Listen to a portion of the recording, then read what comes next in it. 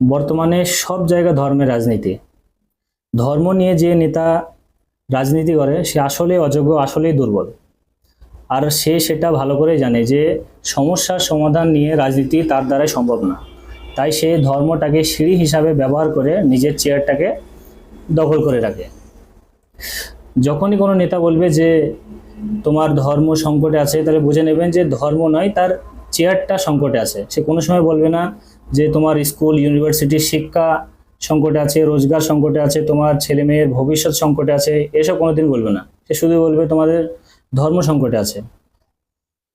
আর এই ধর্ম নিয়ে রাজনীতি সেই করে যে ধর্মের বিষয়ে জানে না কিছু, যে জীবনে ধর্মগ্রন্থ খুলে দেখেনি, সেই ধর্ম নিয়ে রাজনীতি করে, ধর্মের নামে বিদ্বেষ ছড়ায়।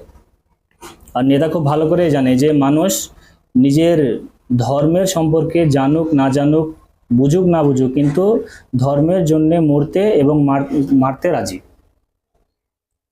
কিন্তু সে কোনোদিন বলবে না, এসব নিয়ে কথা বলবে না, যে শিক্ষা ডেভেলপমেন্ট এসব নিয়ে কথা বলবে না। কারণ এসব নিয়ে কথা বলে তাকে তর্ক রাখতে হবে, রায় দিতে হবে, মানুষের সামনে কথা রাখতে হবে। যে যদি সে অ্যাপোজিশন হয় তাহলে তাকে কথা রাখতে হবে যে সামনের দিনে সে কি করতে চায় ক্ষমতায় আসলে। আর যদি রুলিং পার্টি হয় তাহলে এতদিন কি করেছে, আর বেটার ফ্যাসিলিটি কেন সে প্রোভাইড করতে পারছে না। তো এগুলো নিয়ে কোনো সময় কথাই বলবে না, যেগুলো মেন মুদ্রা, মেন ইস্যু। সে যেটা ইস্যু না সেটাকে বড় ধরনের ইস্যু বানিয়ে মানুষের মধ্যে ছড়িয়ে দেওয়া হয় ইলেকশনে। আর এটা নিয়েই রাজনীতি আগেও চলেছে, এখনো চলছে, আর ভবিষ্যতে চলবে। কিন্তু এটা মানুষকে বুঝতে হবে যে এই ধর্মটা কোনো ইস্যু না, মেন ইস্যু নিয়ে কাজ করা উচিত।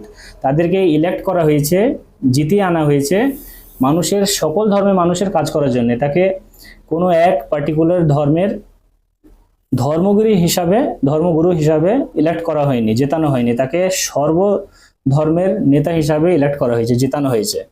তো তার উচিত সকল ধর্মের কাজ করা।